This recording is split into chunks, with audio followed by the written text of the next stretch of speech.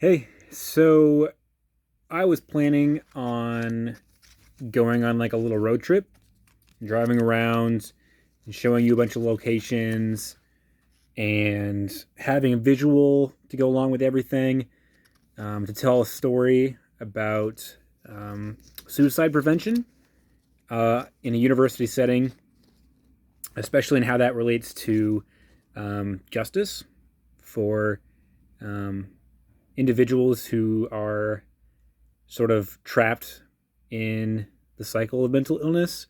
Um, it's a bit of a peculiar take on justice, I know, but I think there are a lot of overlaps in sort of my story with Suicide Watch, and then sort of what we talked about with restoration, um, the reason for incarceration. So I have this little piece of plastic here.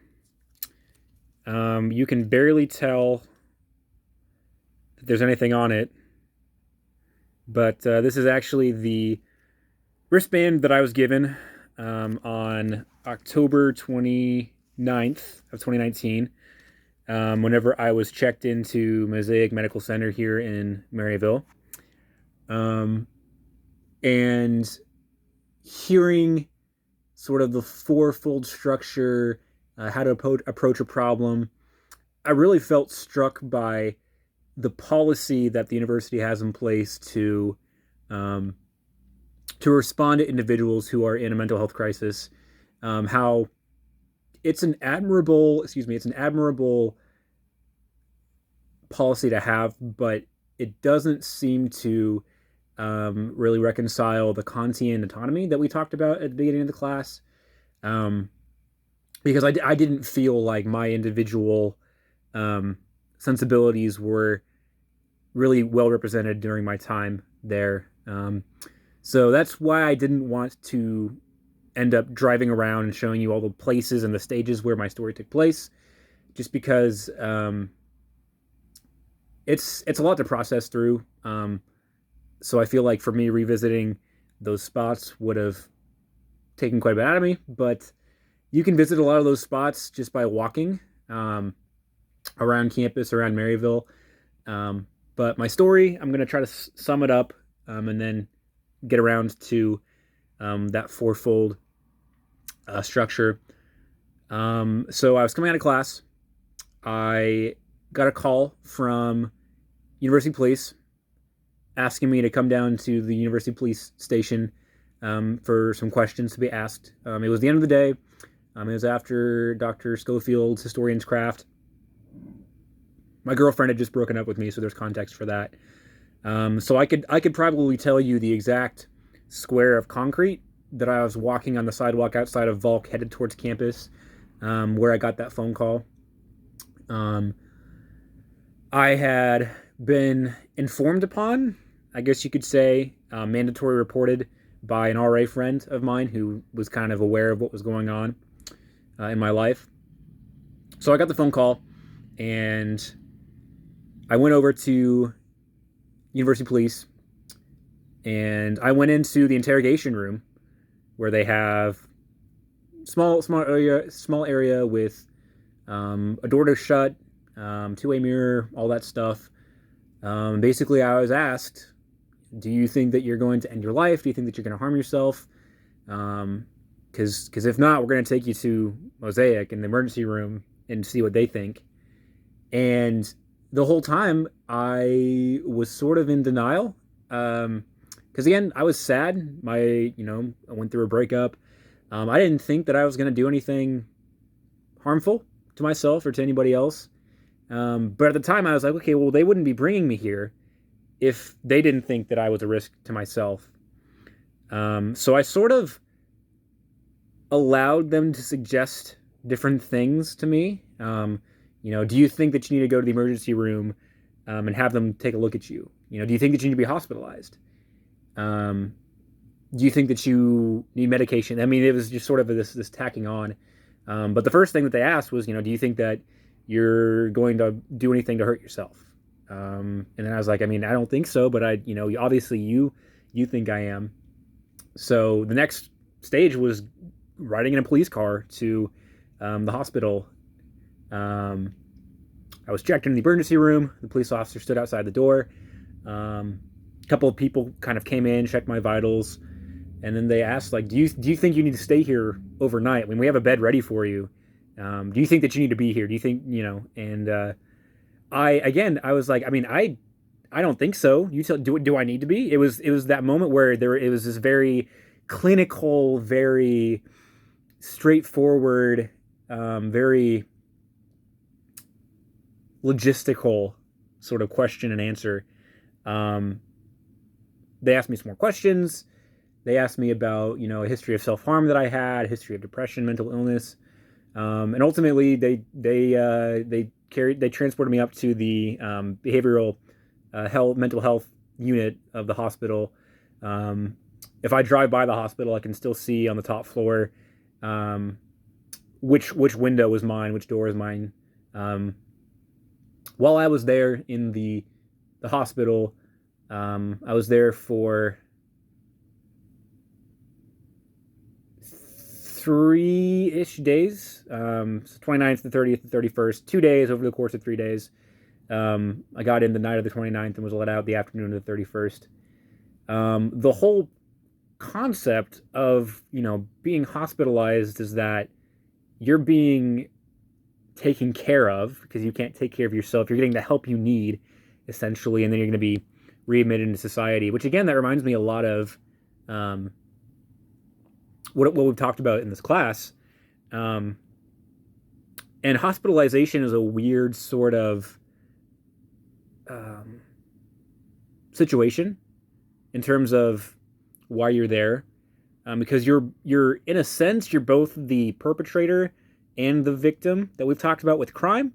Um, because even though it's not illegal to think about suicide, there's a social norm that says that you're expected to, you know, value life. It's something that we talked about with Kant, is that you're a rational individual.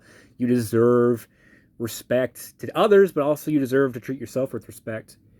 Um, so in one sense, you're in the hospital because you are guilty of wanting to harm yourself or wanting to end your life, but you're also a victim of external and internal sort of pressures that have sort of pushed you in one way or the other.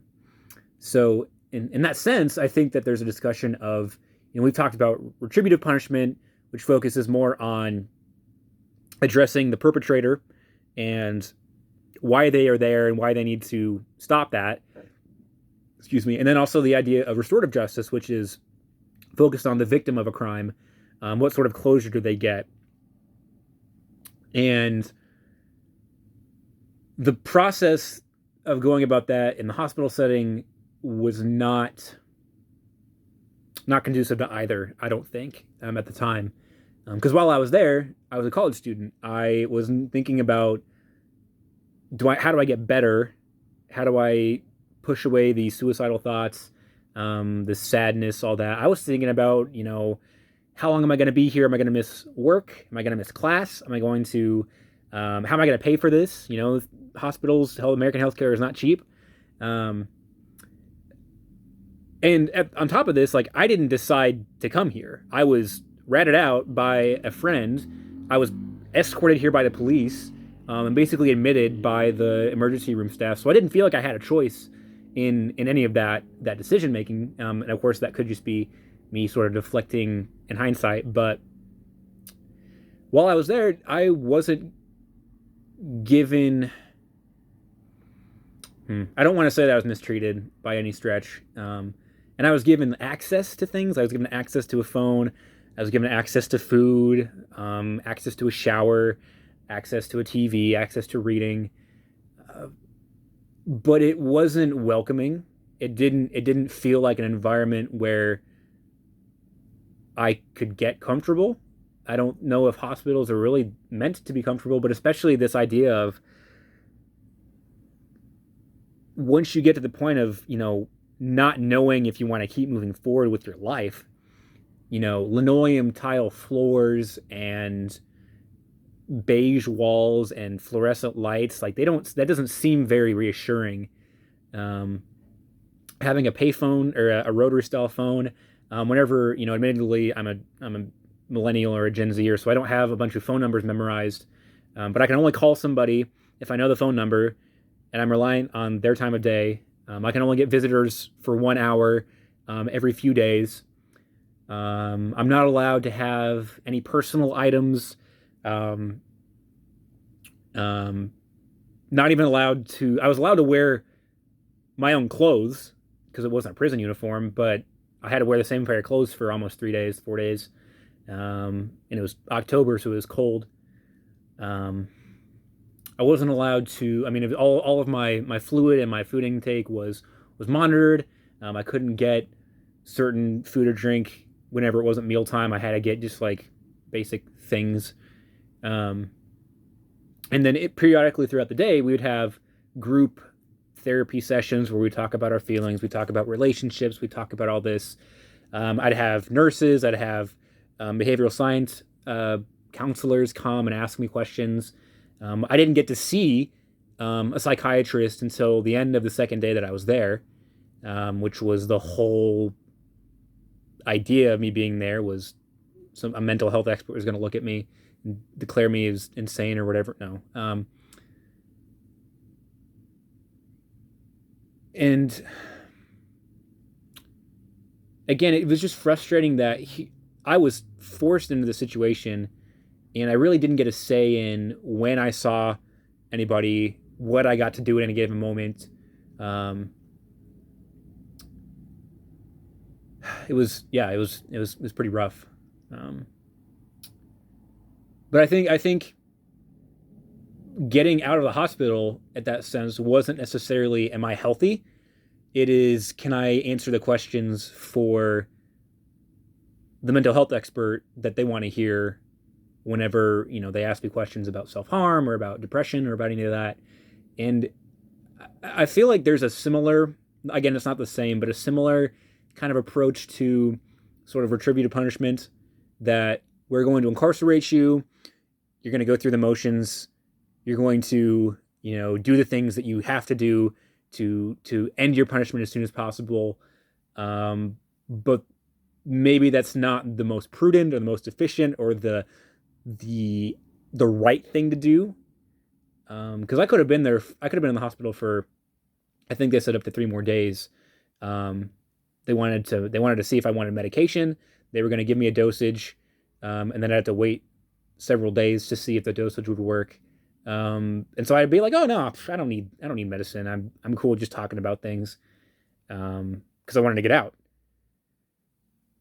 Um, so they did. They let me out on Halloween, 2019. It was probably about 2 o'clock in the afternoon. My brother came, picked me up.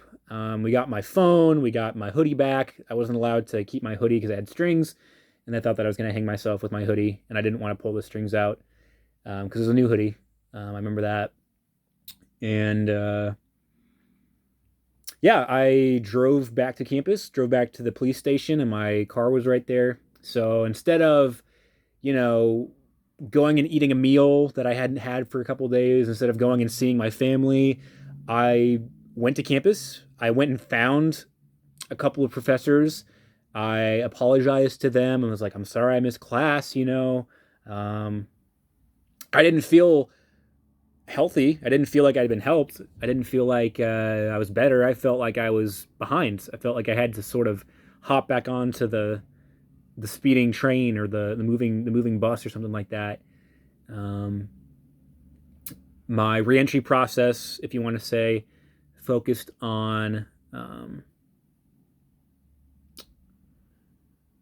mandatory counseling.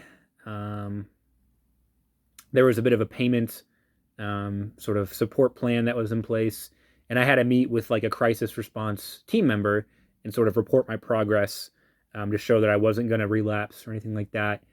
Thankfully, I had already been going to counseling with the wellness center by then. But again, that sort of brings me to the whole idea of the problem of the social issue of suicide prevention on campus. I highlighted the problem. I didn't feel like my best interest, my best self was represented in the process there. Um, it was difficult for me to determine if I had done something wrong, and if I deserved help as well. So I think the status quo that we talk about um, is this notion of emerging willingness to break away from stigma of mental illness. And I almost don't know at what point do you tell the person, this is for your own good. So if you refuse this, we're still going to get you help. Because we've talked about that with desert. Um, does one person sacrifice themselves for the greater good? Because I asked myself that for a long time of like, did the university actually care about me as a person, or do they just not want to have bad publicity if a student took their own life? Um, so the current policy that's in place for the university is we have Ask, Listen, Refer. That's sort of a suicide prevention training program that anybody can be a part of. You can go through these sessions. They'll teach you how to listen, how to refer individuals to proper mental health resources, who to contact, university police, the wellness center, diversity inclusion, all that, accommodations office. UPD's responsible for following up with those reports. That's standard procedure to take somebody in and question them and then take them to Mosaic Hospital. So that's the current policy, at least as of 2019. And so I have to ask, we've talked about retributive justice and restorative justice as a concept for criminal justice. But for medical justice, it seems more of a matter of what is too far, what is just, and then what is sort of the harsh, the tough love that, yeah, I was in the hospital for 2 days, but I didn't kill myself. So maybe that's the justification for that. But I think if I could make a suggestion, or if I could discuss a plan for suicide prevention, suicide crisis response, that we need to not overlook the individual who's being reported, because I felt, and other people that I've talked to who have gone through a similar experience have felt, that once there is a crisis report out against you, you stop becoming a person and you start becoming a case study. You start becoming a sort of almost dangerous sort of emergency project that everybody has to work around. And I think if the goal of suicide prevention, hospitalization, and reemergence, if the goal of that is really to rehabilitate and restore the individual, then doing it in a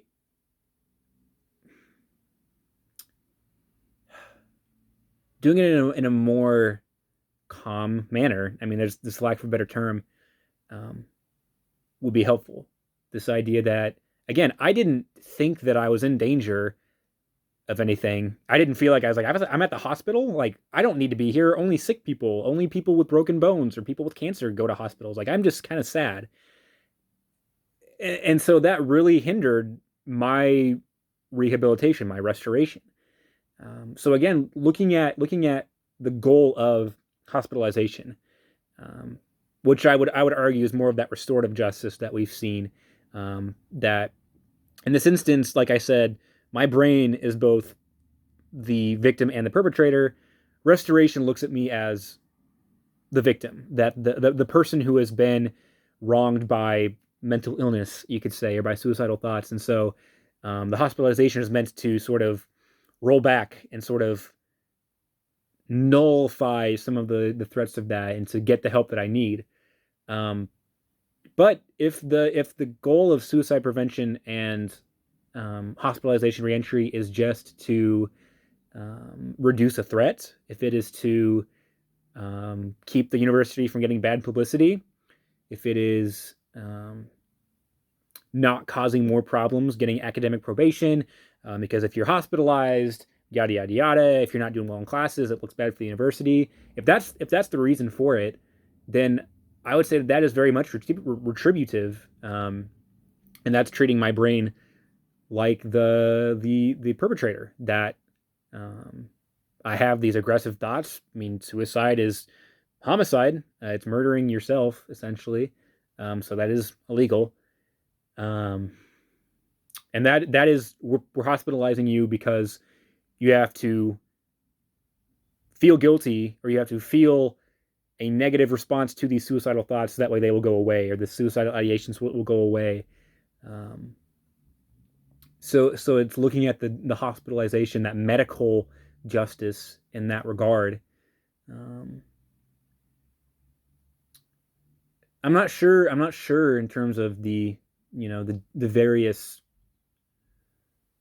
um, critics, the various authors that we've talked about, if they would even really agree that this I'm making a valid argument here, because again they were more criminologists and I'm not. But I really do think that there's a way to salvage an individual's autonomy, to address a derivative action with suicidal thoughts, with mental illness, with depression, um, and to sort of curtail that. There is a parallel. There's an overlap with that and hospitalization, um, and I do think that there is a way um, to create an environment where the institution, the medical assistance, the university wellness center, um, sort of similar to those social justice programs, the teaching criminals how to be better once they reenter society. There are those institutions that can exist, um, but it's recognizing that the individual who is being hospitalized is not a project, that they are not making up the things in their head, the mental illness, the suicidal thoughts. They are not um, they're not less of a person. Um, so again, I'm not trying to compare depression to being a criminal by any stretch, but I once again I do see some similarities with that. Um, so if I can implement a policy, I would keep the Ask, Listen, Refer program. I would make that maybe not mandatory for all college students, but um, to create less of a fear around it. Um, and I also guess just the fact that I had RA friends, that was on me, but um,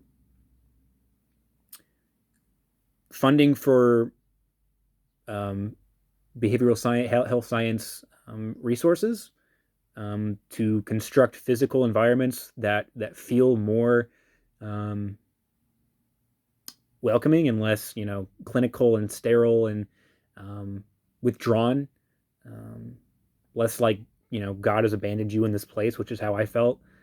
Um, but then also, I mean, again, I didn't feel like I had the resources to be at the hospital. Like my only concern was I'm missing class, I'm missing work, I'm missing money. I need money to pay for this. So, funding healthcare is kind of nice, or um, allowing for more academic grace for second post secondary education. Um, and then I think the reentry process too. Once I came back to campus again, Northwest forced me to sit down with the prevention and outreach office. They forced me to go to counseling. And it's been a sentiment that some of my friends have echoed as well, who have gone through that, is that the university was eager for you to get to the hospital, but they weren't super eager to help you out once you got out of the hospital. Um, and so you almost had to play catch up. Um, and so structuring the reentry process in a way that would signal to the person that you're not inconveniencing the university by taking care of your mental health, that um, you're not a burden essentially, because I mean people with mental illnesses feel that anyway, that they're um, that they're a burden, that they are getting in the way, that they are causing problems for people. So structuring the reentry from the hospital to daily routines, it's a bit of a shock for the person just in their life that they are out of the hospital. So um, it's an even more difficult process to miss work, to miss classes, to miss payments. Um, but yeah, I think that that's the plan that I would instill. So hopefully, this wristband will probably wear out after a couple years, and I won't be able to see it. So there's not going to be really any physical evidence that I was in the hospital. Um, but I'm always going to remember that period of my life, that couple of that whole week. I'm always going to remember it for the powerlessness that I felt, for the different places that I physically was where I felt powerless. Um, the lack, I mean, the lack of respect that I felt for my person. Not necessarily an act of disrespect or an act of resentment, but more of just this passive indifference. Um, I'll always remember that. I'll always remember just the sort of directionlessness that I felt coming out, and not knowing what the next steps were going to be. So, again, maybe I'm creating false equivalencies between sort of this medical justice and the acknowledgement of the individual, um, and the retributive versus restoration aspect. But I obviously am talking about this for a reason. I do think that there are some parallels there, but you know, I don't think a lot of people are ever going to watch this. I've probably rambled a bit, but I mean, this is the most authentic I can be. Um, so yeah, thank you very much. I'm gonna leave it there.